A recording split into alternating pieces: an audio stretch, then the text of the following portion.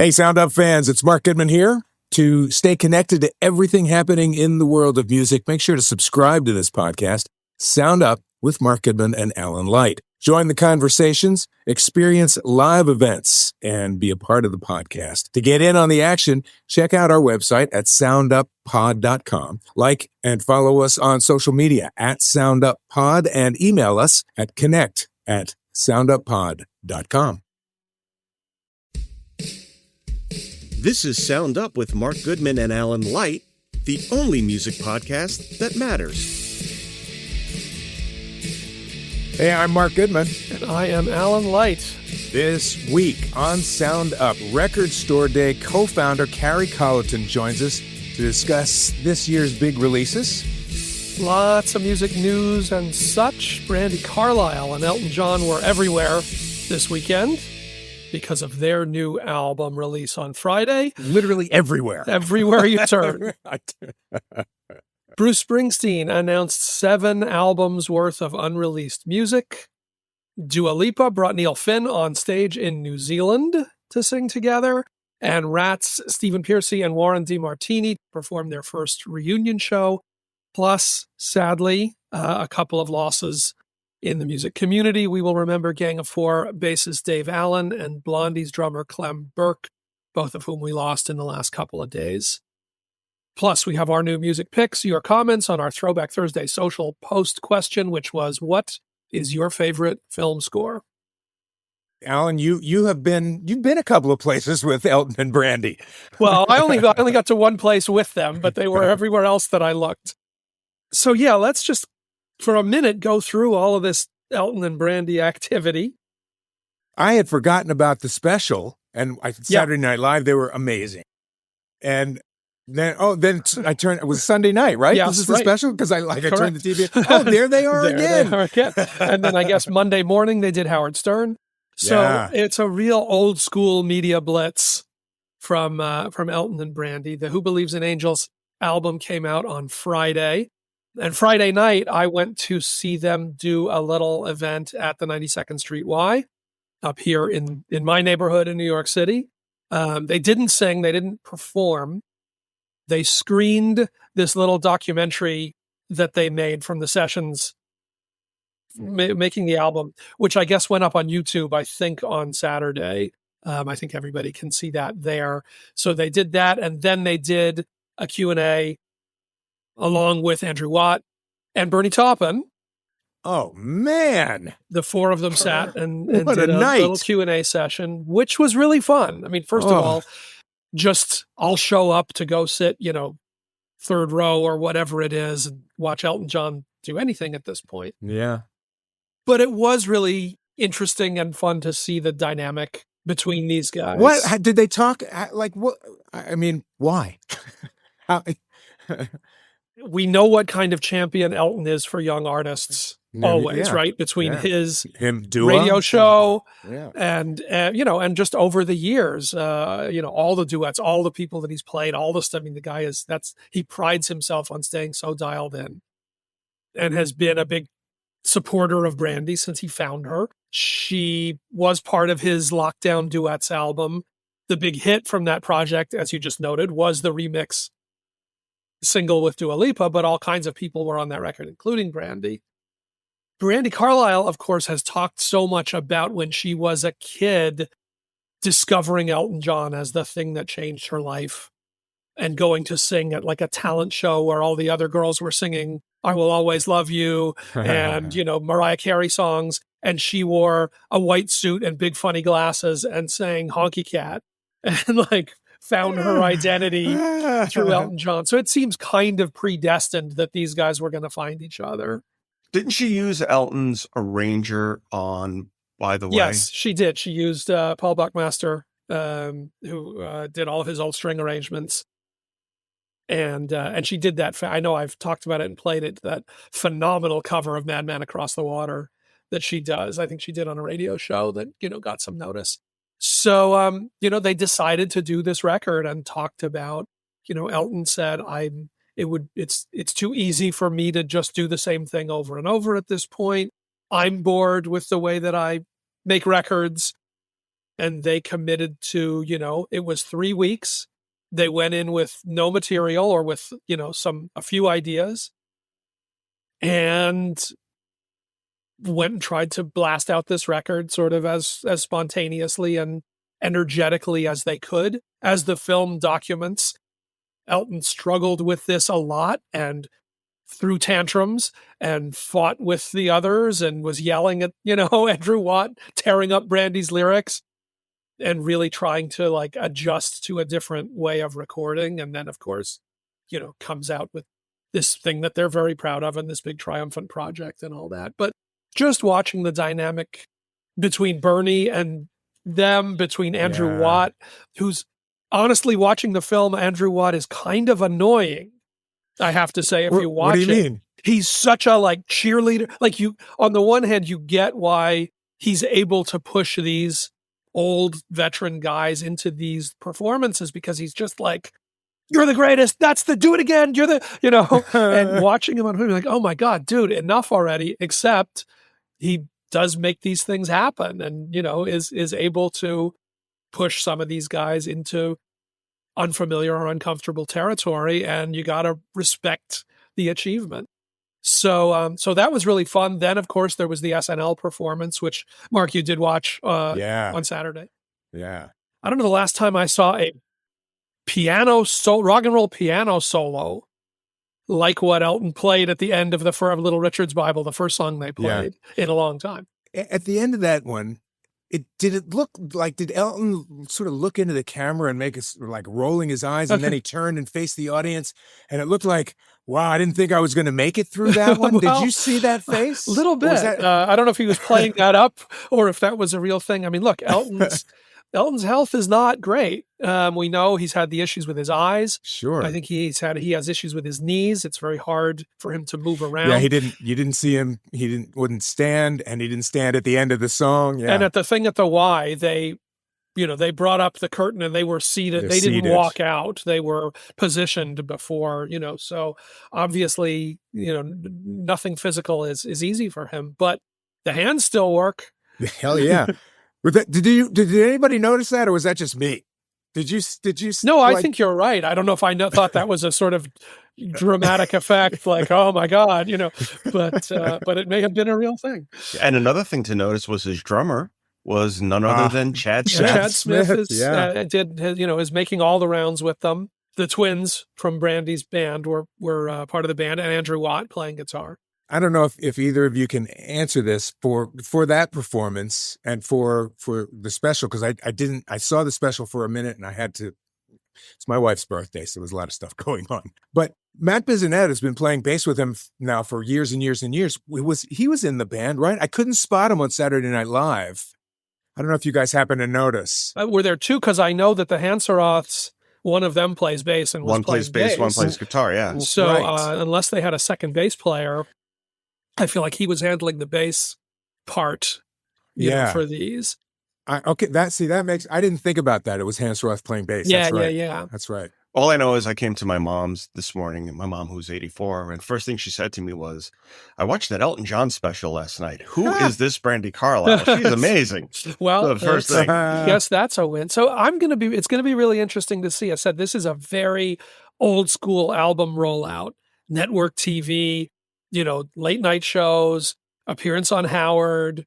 Does that still make an impact? Does that still register other than with Roger's mom? Does this, move the needle on an album like this? Well, I was going to say, what is the impact? What do you look for? Well, let's see what charts look like. Let's see what streams look like. If they can make a case that this album is a hit, you're definitely going to see huge Grammy push next year for a project like this if it works.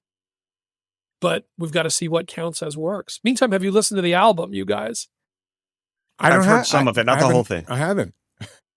So I spent a bunch of time with it over the weekend. I'm curious what you think. I do like it.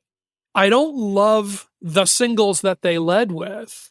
I think that there's a lot on the record that I like better than that. Those on the top of the album feels a little super amped up. When it actually dials it back a little bit, I kind of like it better. It ends with, and I won't blow it for those and you should watch the movie too. It ends with this sort of solo Elton ballad that's really touching and really beautiful. The lyric that Bernie wrote, in the film, you see Elton just break down in tears singing this song, that it's this song about mortality and facing the end. And it's obviously where the record has to end. But it's actually really powerful song and really, really works. And I think there's interesting stuff on the album. Like I said, I didn't love, I think the singles are okay, but I think there's better stuff on here if you actually sit with the full project. It was tough because there were so many releases between albums and singles this week. Yeah, a lot of music. Just a lot of music from a lot of big names. So we'll get to some of that later. So, all right. Well, let us know. Did the Brandi and Elton Blitzkrieg leave any particular impact or impressions with you? We should mention, though, I thought my favorite part of SNL was Brandi being in a skit with Jack Black on wires hanging around. It was hysterical. That was nuts. They looked like they were having the time of their life. Went full physical comedy with Jack Black, by the way, the whole show. And I, it's weird. I'll say it, even though it's obvious. Once again, I was struck with what a incredible voice Brandi Carlile has. She hits highs so crystal clear. Just, I almost forgot, I guess I could say. I mean, just seeing her again performing, especially with Elton, she sounded so amazing. Really, really great. And there were a couple SNL digs thrown at last week's musical guest, Morgan Wallen. Love that. Yeah, how to call Morgan Wallen a dick without calling him a dick. Well, Morgan Wallen, meantime, I know put out some Going to God's Country merch this week too. So he's cashing in on it as well. Everybody's a winner. Everybody goes home happy. It's hysterical. Well, God bless him. You know what you're going to say. God bless the guy. All right. Do you want to jump into some news?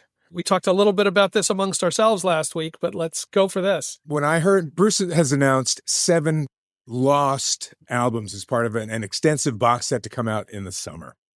And when I saw this first announced, Alan, I thought of you because you once, like when we were talking, I think it was Taylor Swift. It was like, you don't have to release everything. Oh. You don't have to go back to the sessions and pull out more crap and release that too. And I wondered, what's Alan going to say about this one? This is, a long-awaited Tracks 2 project. But unlike the first Tracks box, which was selected recordings over the years, these are 7 full or near full. I guess one of them's a little bit sort of jerry-rigged.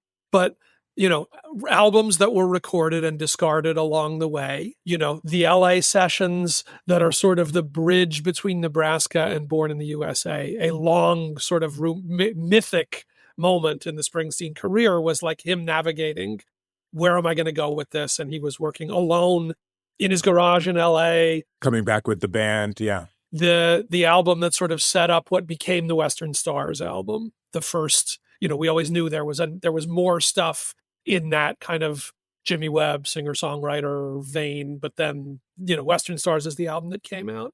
So I will say I'm disappointed and really want to understand why do all this as one big dump all together. That's what I wondered. These are important, some of them at least, are very important parts of the story. And the context and the history and, some of them have real story around them that is the reason to release them, right? I was just going to say exactly that. You're releasing these things. Why not let people get, digest them? He's proud of them. And I know a lot of people were like, this is a cash grab and he's going to make you spend $300 to actually, you would make more money putting them out individually separately. Like it doesn't really make sense economically. And it really doesn't make sense in terms of the Bruce legacy and the fleshing out the story of I don't understand why they're doing this for somebody who has always been so carefully curated. I mean, it's the difference. We've talked about this before. It's the difference between one of the differences between Dylan and Bruce is Dylan will record something and be like, okay, just put that out.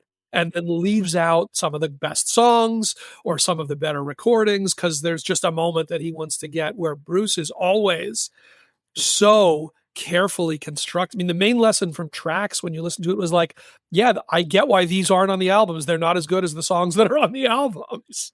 Right. So I'll just read his statement on this release. He said the lost albums were full albums, some of them even to the point of being mixed and not released. I've played this music to myself and often close friends for years now. I'm glad you'll get a chance to finally hear them. I hope you enjoy them. And it'll only take you 6 months to digest all of them. So get back to me. That was I added that. Yeah. The only thing I could think of, because I was, same thing with Alan. We were like, why all at once? The only thing I could think of is if you release one and it does poorly, does that kind of sour the whole concept of releasing the rest? And the other thing is we know he sold his whole catalog, which I would assume would include this material. Sure. And maybe this decision might not be his to release it all at once. I can't believe that they would fully take creative decisions away from him and his team like that. But it may be a factor. I mean, it may be a factor in the decision making, because I just don't get it. I just don't get it. I really do want to hear a lot of this stuff. These are things that have, been that he talked about in the memoir, that have been talked about in the different books, like their transitional moments. Granted, they're probably not as good as where he landed, and what I'm sure the LA Sessions stuff is not as good as Nebraska is or Born in the USA is. But I want to hear what he was working through in that phase of his career and his work and his thinking. And if I've got to deal with 7 albums worth of stuff all at the same time, and it's not going to get explored in the way that these things do, with stories that talk about them. And, you put these out not just for the music, but for people to understand what was going on and what was happening at the time. And I just think a lot of that's just going to get washed. That's what's going to be missing, is the context, because quite honestly, you could get the box set and decide to listen to one album a month. Like, you don't have to listen to it all. But I think a lot of that storytelling and what he likes to do and break down exactly what went on and why these were held and why they're coming out now is going to kind of get lost in this. For sure. And I mean, we've said that over and over. I mean, Neil Young, same deal. Yes. No, and I think the brilliant thing that Taylor was able to do in doing those Taylor's version, re-releases, was she shifted the conversation from these are remakes of those songs to, with this other material, it's giving you the fuller story of what that album was and what that period was for her, and moved your attention to something that was bigger than just sort of the novelty of the re-recordings. I never anticipated that happening, and she did an amazing job of doing that. But I feel like this is just playing away from what's important about this music. And I'm eager to hear it, but I'm actually really, really disappointed and confused by this as the mechanism. Yeah, same. I guess the question is, with a release like this, this is not going to be a mass. This is not going to sell like Born in the USA. Right, I mean, it's a collector's thing to begin with. Right. And by the way, if it's coming out this summer is also the 50th anniversary of Born to Run. There's going to be a lot of attention around that. There's going to be a lot of press around that. Isn't the biopic supposed to come out later in the year? They haven't put a date, but they've said by end of the year. So we're going to already get the looking back at Born to Run moment. We're going to get the looking back at Nebraska moment. Those are already happening this year. Why do you flood the zone with all this other historical stuff, right on top of all of that? We would like to know more, would like to hear more about the reasoning here. So quickly, and in a very easy transition, speaking of Bruce, watch this. Speaking of Bruce, you might recall that a few years ago on tour, Springsteen was doing a thing where he was in every local market playing a song by somebody from that market. This was a big feature of not the last tour, the tour before that. Well, somebody was clearly paying attention and taking notes, because our girl Dua Lipa is doing exactly that on at least the early dates of her Radical Optimism tour. When she was in Australia, where I think she opened, she covered Highway to Hell. How cool is that? I mean, come on. Recently, when she was she's in New Zealand, and the first New Zealand show, she covered Royals by Lorde. And then over the weekend at her Friday show in Auckland, not only did she sing one of the great songs in New Zealand history, Don't Dream It's Over, but she brought Neil Finn on stage to sing it with her. Very nice touch. Man. It really is. And I thought that was such a great idea when Bruce did it. I know. hope she does that. I think it's really cool. It's really, I think it's really the fans cool. love it. Yeah. Didn't Taylor do this for a while too? Like she was bringing Bryan Adams out. She was bringing a guest out for every show on the previous, not on the Eras tour, but on the previous tour. But not related to the venue. But not always, sometimes, but not always the sort of local hero thing. But the idea of I'm going to do a song that's the local favorite by the hometown hero is a great touch. Maybe it's there. I haven't seen any of the coverage note, though, that this was a thing that Bruce did. Yeah. Okay. Because specifically, I remember him also doing Highway to Hell in Australia. Right. So maybe now that she's actually bringing guests out, it makes it a little different. But there you go. So we'll see if she sustains this. It doesn't come to the States until later summer, I think. I forget when she starts. I know that she's in New York in September, but I don't remember where that falls in the U.S. states. So we'll see if she's able to sustain this city by city around the world. But what the hell? Why not? Let's see her do a Ramones song in New York. Come on. I want it. I was just going to say, New York, she could pick from a bazillion things, you know? So true. And maybe these days she should do a New York Dolls song. Do Dolls? Okay. Right. In other news, I was really interested to hear this. Ratt Stephen Pearcy and Warren DeMartini played together for the first time in 7 years this past weekend, tearing through a tight set of 16 of the most famous songs from their former band. I've had conversations with Stephen. Stephen will not tour as Ratt. It doesn't matter how many former members he can find. The one main man is not there. He has passed, Robin Crosby, and he will not tour as Ratt without Robin. But he has been working on getting this together for quite a while. They were joined by Blas Elias, former Quiet Riot and Ratt guitarist Carlos Gavazzo, bassist Matt Thorne. This is the first time Warren and I have played in years, and man, it feels good. That's what he said towards the end of the show. It's not about Ratt. This is where he sort of comes up with this. It's not about Ratt. It's about the legacy of our music. Who better to deliver it? I'm excited for this tour. I mean, I'm a big Ratt fan, and you know, there's been so many different versions, and for me, it's just never Ratt if it's not Pearcy and DeMartini. The two of them need to be there. Yeah. He has been working on this kind of thing for a couple of the Back in the Cellar tour. You know, It wasn't Ratt, but you know, and I got to say, when I had an interview with him, I guess on our 80s cruise a year ago, and we talked about all of these things, and he was talking about trying to get these guys back and to do some tours. And he kind of feels the way that probably, David Lee Roth feels about Van Halen music. He has to keep this. He wants to keep this stuff alive, the catalog. And there's a lot more in there than I remembered. When I went back, when we were talking, I went back and I listened. I went beyond the first record. And there's some.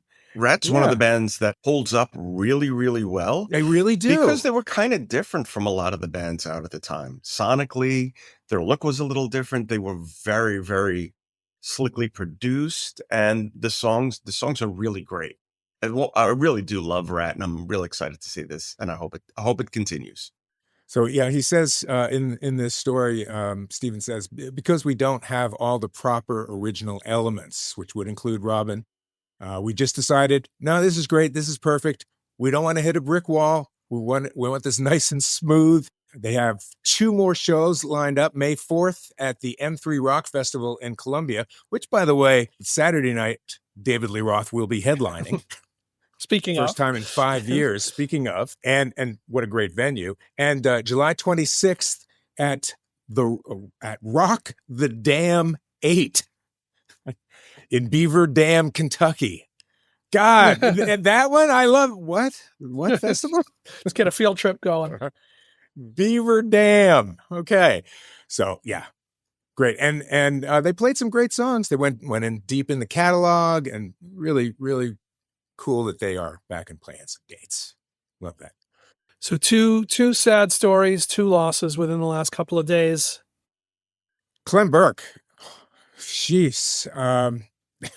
This was a complete shock to me. Yeah, Clem Burke, the longtime drummer of Blondie, passed at the age of 70. According to a statement from the band, Burke died following a private battle with cancer. Statement from the band: Clem was not just a drummer, he was the heartbeat of Blondie. His talent, energy, and passion for music were unmatched, and his contributions to our sound and success are immeasurable. Beyond his musicianship, Clem was a source of inspiration both on and off the stage. His vibrant spirit, infectious enthusiasm, and rock-solid work ethic touched everyone who had the privilege of knowing him. And of course, in addition to his years with Blondie early on, and then more recently after they got back together, he also played with Eurythmics and Iggy Pop and Joan Jett and Pete Townsend, and was a member of the Romantics and Dramarama for various extended periods of time. And he was a Ramone briefly. He was briefly a fill-in Ramone. That is true. I think he was Elvis Ramone. Elvis Ramone. We had to fill in when Richie walked whatever reason. Walked away.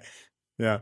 And if nothing else, the intro to Dreamin' assures immortality as a rock and roll drummer forever. Alan, I'm sure you know this, that insane drum thing that he does on that song, he didn't think there was going to be drums in the song. So he was just like, fuck it. He went crazy and they left it in. One of the great rock and roll moments. The only member in Blondie in the band as long as Deborah Harry. Right. The only two constants that have been there. Wait, what about Chris Stein? Well, he's not in it currently. I mean, up until now, Clem's been in the band. Yeah, he was playing as of last year. He was still playing. Yeah. So, Roger, you want to do a quick as a drummer take on Clem? He's one of those drummers, it's Clem Burke when you hear it. He's very, for the type of band Blondie was, he is a very kind of a harder drummer than I think most people, and Dreaming is a perfect example of that. Like, that style of playing and that kind of a groove and stuff he did with the Romantics and all these other people he's played for. He's really diverse, but always was one of those people who was great to watch as well as listen to. And he's a really great showman, had a great sensibility to him and made songs better. Really did. It was a shock to me. Really sad. Yeah, 70 it seems years old, like it too. happened. Seems like it happened quickly. These days. And these are far too young. It just seemed like he was that guy when someone needed a drummer, right? Like he was especially for those style of bands, you would call him. Yeah, I mean, you played with Eurythmics is different from filling in with the Ramones is different. But I think especially with Blondie, because it had that sort of 60s pop, it was not a straight up and down punk band. Blondie was never about that. There were other things that they were pulling from, the sort of girl group thing and all of that he could, he obviously could slot in to different styles and still sound great. So he also had the look. I mean, he looked like he could be in the Ramones. He looked like one of the Romantics, it worked. It's true. And we have to talk about Dave Allen. Yeah. And then another loss as well. Clem Burke at age 70, Dave Allen at age 69. According to the surviving members of Gang of Four, he had been suffering from early onset dementia. He was home with his family. Hugo Burnham, one of the surviving Gang of Four members, recalled a recent afternoon with Allen and family in which they talked and laughed for hours, sharing rich and vivid memories of good times together. We've been so lucky to have had the ace of base in our lives. So again, it seems like this is something that struck quickly. If they're, talking about recent memories, and Gang of Four had announced farewell tour dates not that long ago. And we didn't hear anything about any circumstances for Dave Allen at that time. Dave Allen, who, of course, after he left Gang of Four, went and co-founded Shriekback in the early 80s as well. And look, Gang of Four, one of those bands, didn't sell a lot of records, but R.E.M. talked about Gang of Four. Chili Peppers talked, all the time about Gang of Four. Nirvana loved Gang of Four. And more recently, bands, this band Horse Girl that I keep talking about, and Wet Leg, and a lot of bands right now that have that sort of jittery, funk punk feel to them. Yeah. Gang of Four is the one who did all of that. Really a legacy, really a loss. Lots and lots of musicians talking about what Dave Allen and what this band meant to them. So, it's fascinating. They're virtually the same age and from a very similar moment in music history, and that it's not this greatest generation classic rocker, 85-year-olds that we're starting to see, but it's these guys of the post-punk era starting to go. Believe me, not lost on us. Yeah. That's pretty intense. All right. We are going to take a break here. Coming back with Record Store Day co-founder Carrie Colliton. She's going to join us for an inside look at the this year's RSD releases, our Record Store Day, April the 12th. I should mention before we go to break, do you remember when we had Carrie on last year? We had just started doing this. And we had her on, or no, we had Pete Townsend on. And we got 2,500 downloads. And Carrie Colliton came on and she tripled the downloads of Pete frickin' Townsend. So you don't want to miss this woman. No, there's Record Store Day fans out there. They show up, always curious. And it's always interesting. So it evolves year over year, and eager to talk to her about what the 2025 edition looks like.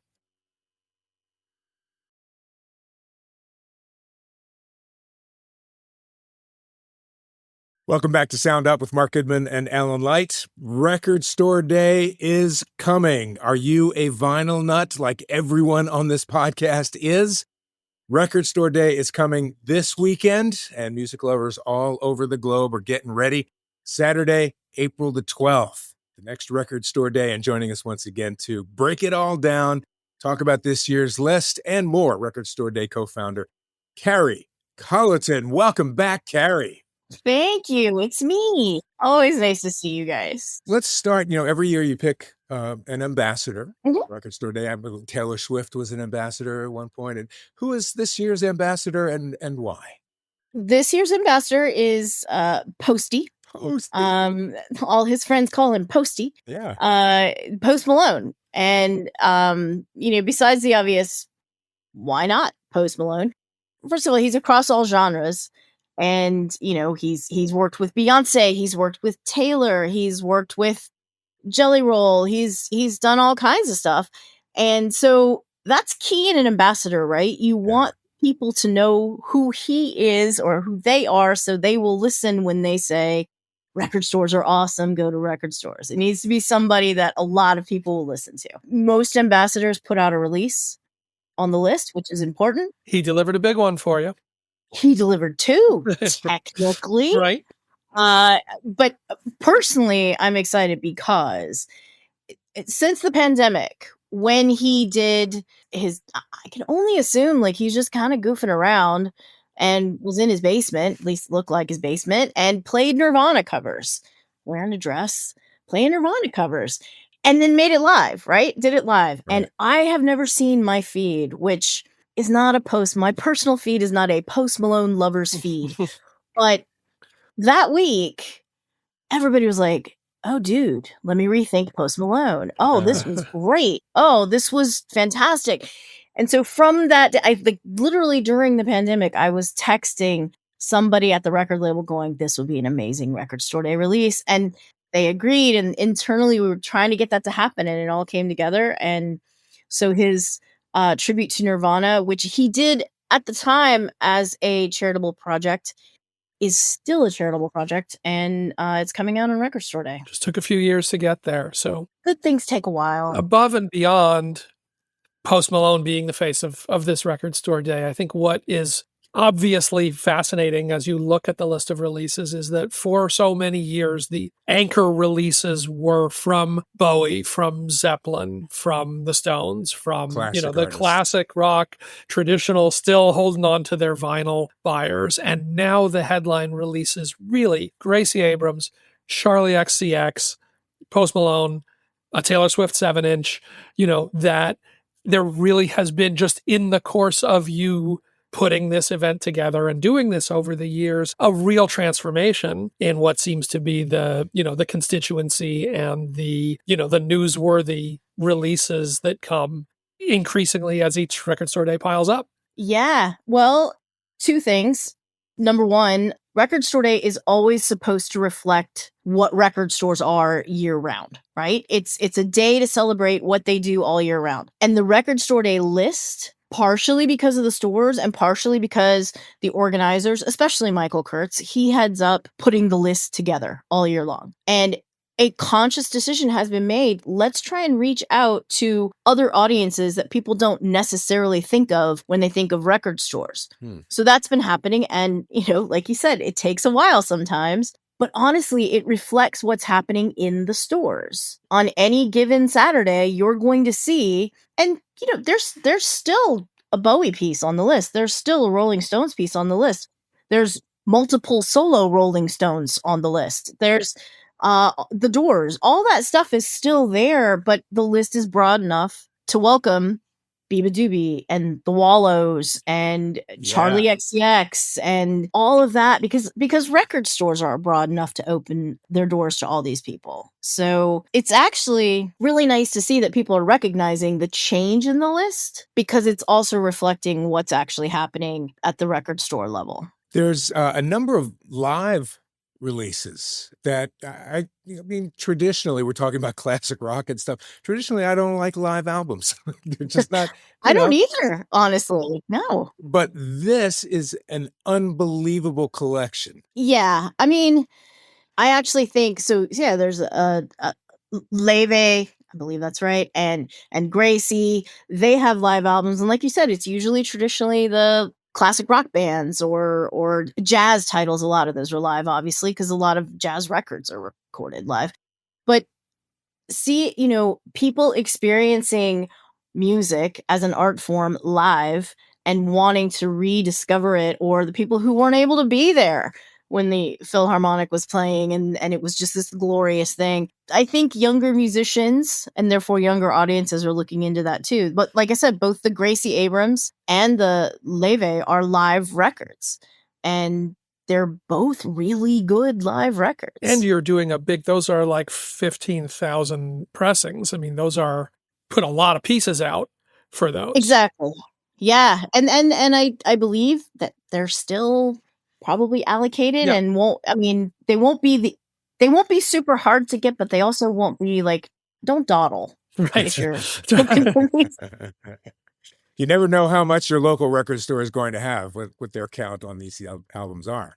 And we say this every year too, to check, you can go to recordstoreday.com to find your record store day locally and get in touch with them, what they have and what they don't. Yeah, it's always a good idea to have a relationship with your local record store for so many reasons.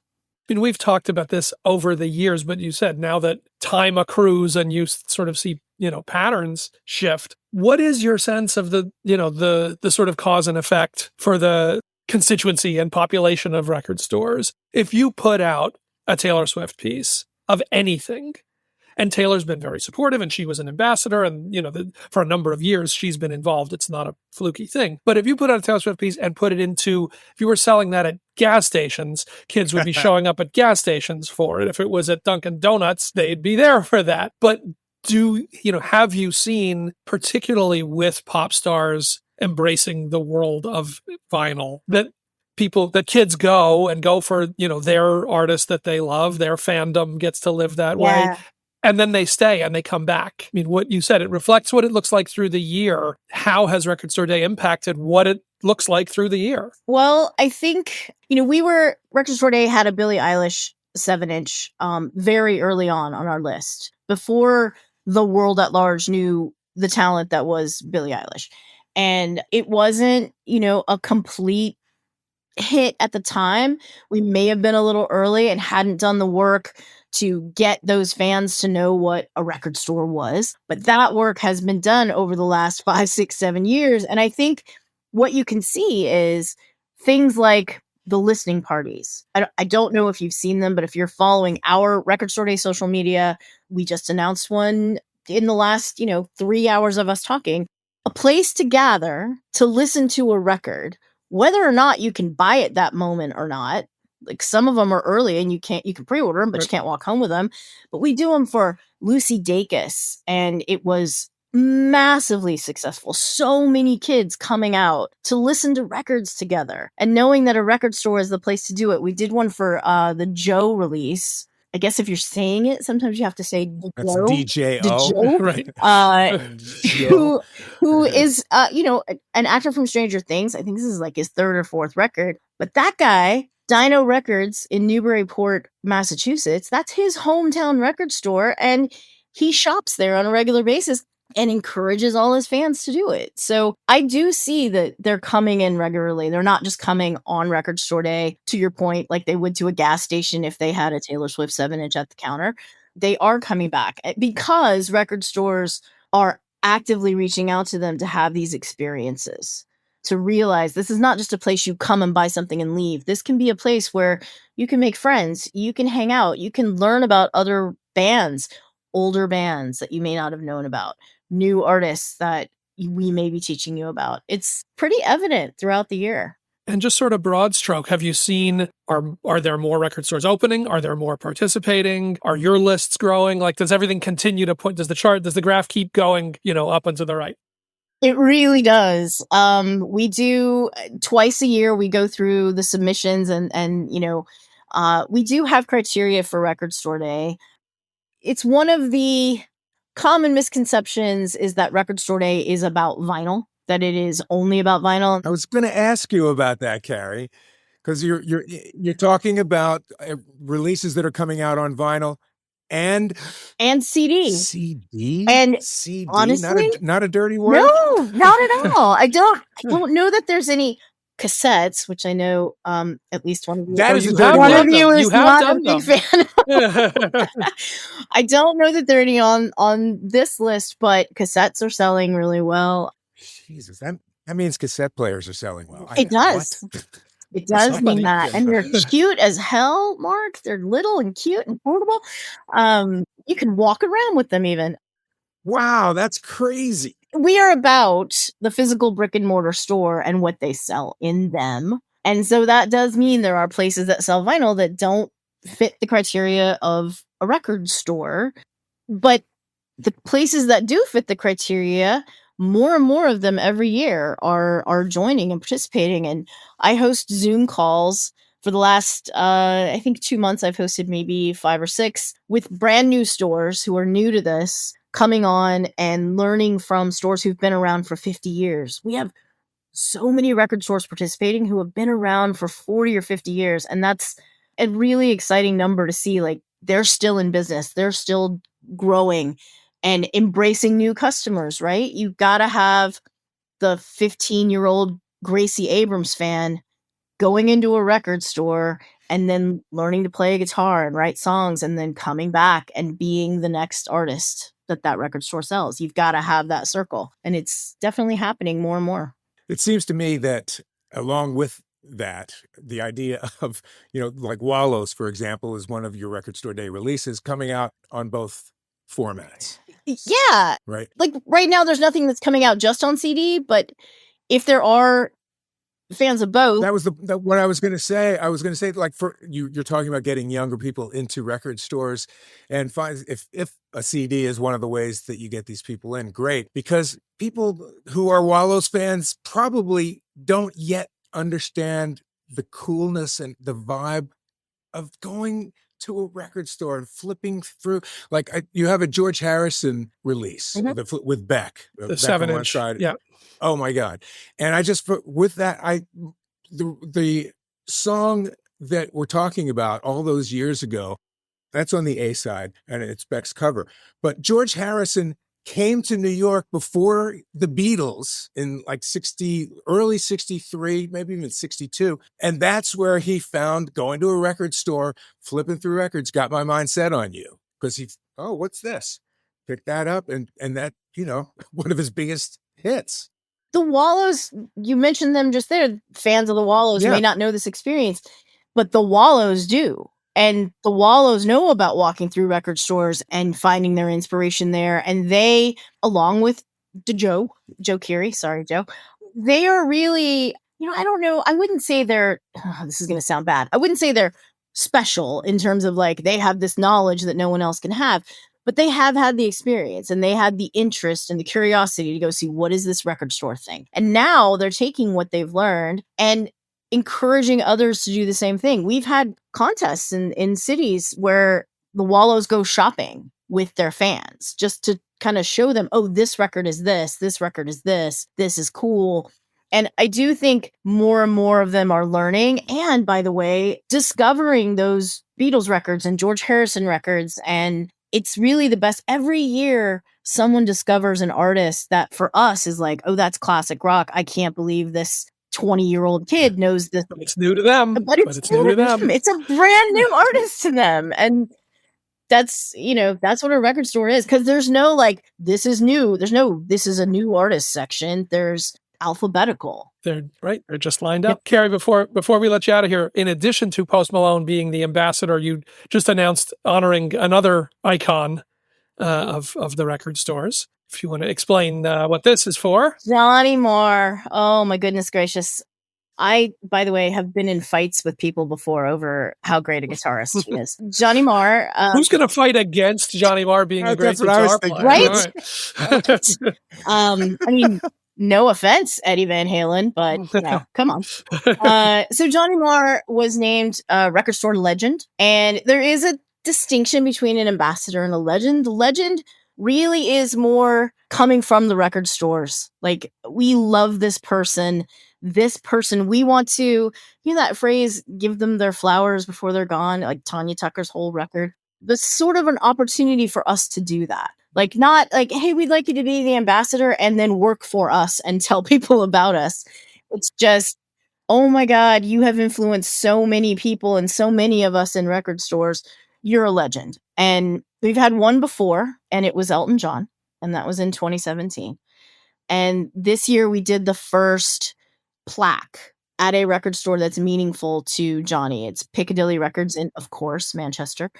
And there's a plaque there. And we're hoping that as we continue to name legends, we can kind of create a legends trail where people can go and, take pictures with it. Of course, it's content for social media, which everybody loves, but also to learn about that artist and why we're naming them a legend and why this area of wherever they're from is important. And to make concrete that this was a place that was where they went and studied up. Yeah, exactly. And also Johnny Marr has a record on the list, which isn't a requirement of a legend, but it's kind of cool. It's also a live record, which we've talked about, and it covers his entire catalog. And he's not a legend because he's done. He's a legend because he continues to inspire and work. And that was the one time where I really wish the record store day budget could have flown me to England, because I would have loved to be there. But I can go visit the plaque just like everyone else. That's right. Carrie, it is always great to have you on. We'll remind people, Saturday, April the 12th.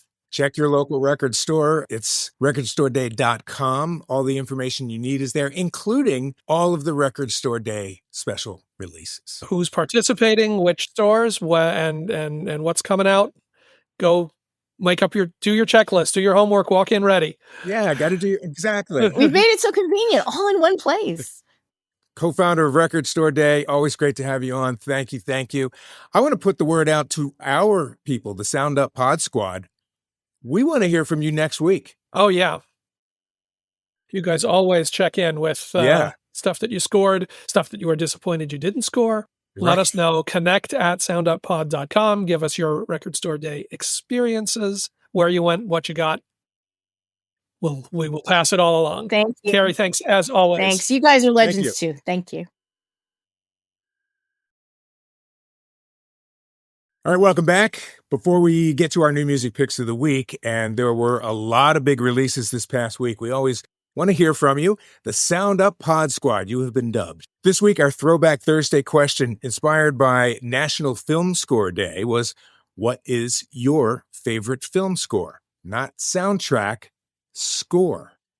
And we got a lot of answers. People actually paying attention to the score. For sure. That's kind of cool. Our friend Chuck Erling said, nothing beats John Williams' score for the original 1977 Star Wars. You're hearing it in your head right now. Don't tell me you're not. Right. It's a masterpiece that will never be surpassed. Just try imagining that movie without the music. It's so true. Brent Sowers, our friend Brent, my heart is with anything John Williams. Princess Leia's theme makes me cry every time. The best score of all time is Jerry Goldsmith's score for The Omen. Okay, so we have battling best scores going on. Yes. From our friend Michael Pagnotta, who just mentioned Cinema Paradiso. Going for a classic as well. Sure.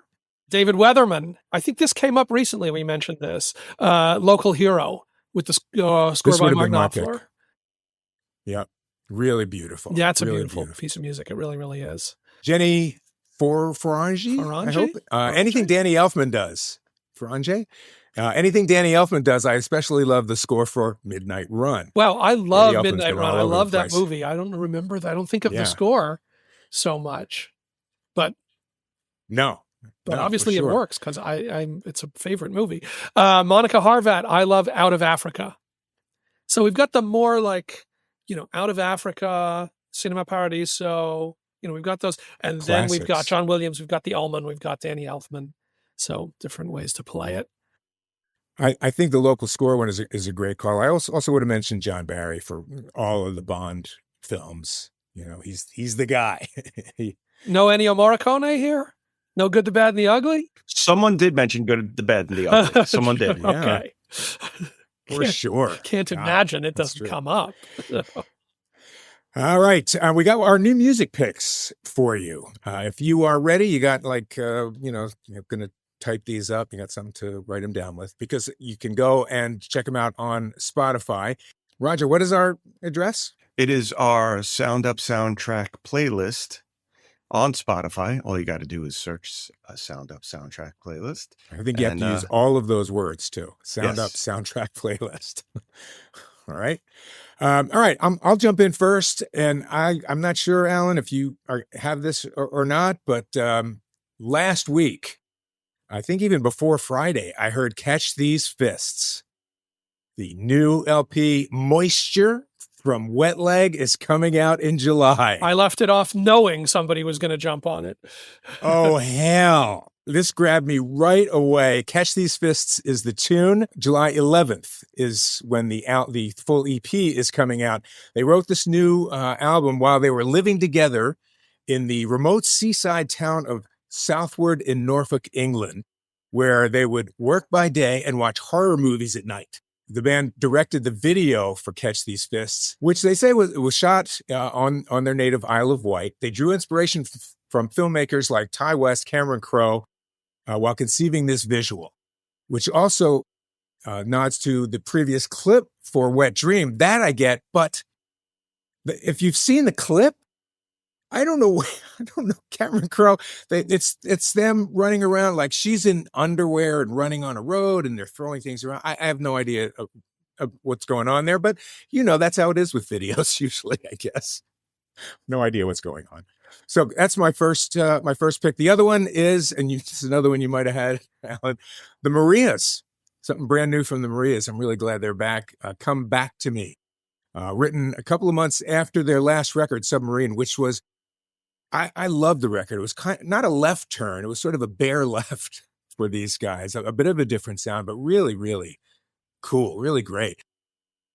And this album is about what comes after the breakup. The Submarine was sort of a breakup record. What comes after the breakup actually happens when an ex moves on to someone new. It deals with the emotions that come along with that, even though in the end, you may not want them back at all. In the moment, that's all you want to relieve the pain. Ouch. Ouch. So the Marias and Wet Leg. Those are my picks. I don't repeat either of those, but as I said, I left Wet Leg knowing somebody would jump on that. And I will mention there was I think Roger said there was lots of music that came out this week. There was also, we didn't mention when we were talking about the Springsteen projects, there's a new Bruce Springsteen song from the sessions when he recorded Streets of Philadelphia. That is a big angry rock song with the electronic drums and real drums, and is a really interesting song. I didn't pick it because I knew we were going to talk about the Bruce stuff anyway. And then I don't really like repeating stuff that we've already taught. I don't want to do each single ahead of a new album. Right. So there's a new Haim single, and it's great. There's a new song. Rogers doesn't like any of these, and I'm like all of them from the new Haim music. There's a new song from Blondshell, another house favorite for us. There is the album from Mama, a band that I like a lot and played one of the singles from. So I didn't pick any of those because I've already brought all of them up. What I did pick was the new song from Laufey. Is that how you pronounce it? Something like that. Laufey, not Laufey. I always thought Laufey? Laufey. Okay, I'll take it. Chinese Icelandic young woman. I don't know what you call it. Jazz, pop, very lush, very beautiful. A song called Silver Lining, presumably from an upcoming third album. She won a Grammy for the last one. And the rumor is that this release is maybe going to be tied to an announcement that she's going to join the Coachella lineup. I don't know if that's true. A couple new announcements there. Ed Sheeran and Weezer both jumped onto Coachella in recent days. I'm still not going. But I think the song is gorgeous. I eagerly await it. No announcement or further word about an album, but hopefully it's pointing that way. So that is one of my picks. My other, which I thought Mark might go for, because we have a shared fondness for the band The Regrets. I didn't even realize they had broken up. Well, I don't know that there was ever an official broken up announcement, but lead singer Lydia Night did start doing some solo appearances. I know our girl, SoCal Music Gal, saw Lydia as part of, I think, a benefit show recently. I don't know if it was a fire benefit or it may have been that in LA recently. And Lydia Night, former lead singer of The Regrets, has released her first single called Pity Party, a more sort of power pop sound than what the band was. And she says, stepping outside of the band on my own was spooky and felt like a huge risk, but one that I was ready to make. For this song, I'm reflecting on my occasional need for attention and validation, rather than trusting my own perspective, which can leave me feeling all over the place emotionally. I think there's a lot of humor and absurdity in the way we deal with dark feelings. And for me, part of self-acceptance involves embracing the mess and laughing at it.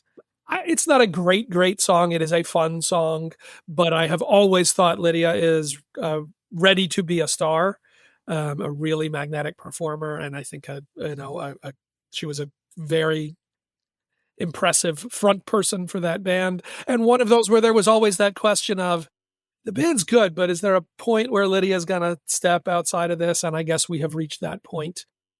So give a listen. Pity Party from Lydia Night is my other pick.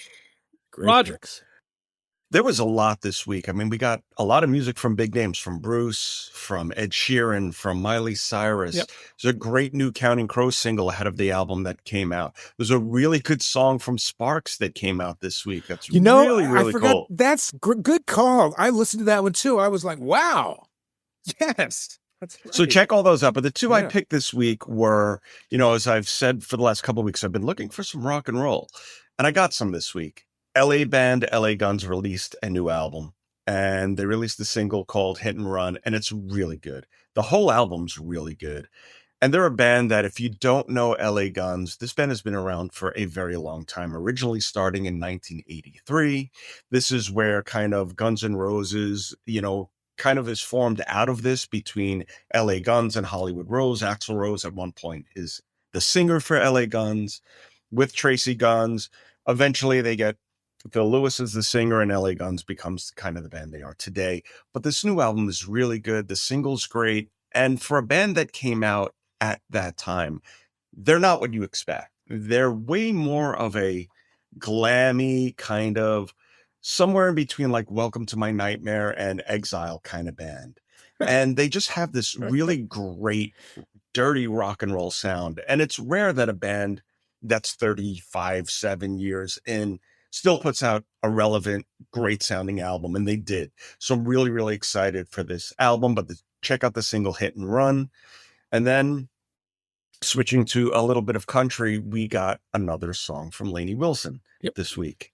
Ho-ho. Which I said this a couple of weeks ago, but there is something in the influence of Shania Twain now just really, really starting to come front and center, because this song sounds exactly like a Shania Twain song. I mean, the arrangement, the hook, the way it's produced, it's a great song. But if you told me this was a Shania cover, I would have totally believed it. But it's a fun song, and it's cool. It's cool. But bell bottoms up. bell bottoms up, but I am hearing that Shania influence so much now. Changed the world, man. Yeah. What are you going to say? What are you going to say? However many tens of millions of albums later. All right. That's our new music picks. Those are our new music picks. So please give us a 5-star review on your platform of choice. Like our Facebook page. Make sure to check us out on Instagram, X, Blue Sky, and TikTok. And you can always email us, connect@sounduppod.com. All right. And also, I should mention once again about the soundtrack, Sound Up soundtrack playlist, all those words on Spotify. You should be able to find the playlist. That's going to do it. This edition of Sound Up is done. Check us out on socials for exclusive content and more, all at Sound Up Pod. We're done. Thanks for listening. Sound Up is hosted by Mark Goodman and Alan Light, produced by Roger That Media, distributed by Revolver Podcasts. Theme music by Smile from Tokyo. For more information, go to sounduppod.com.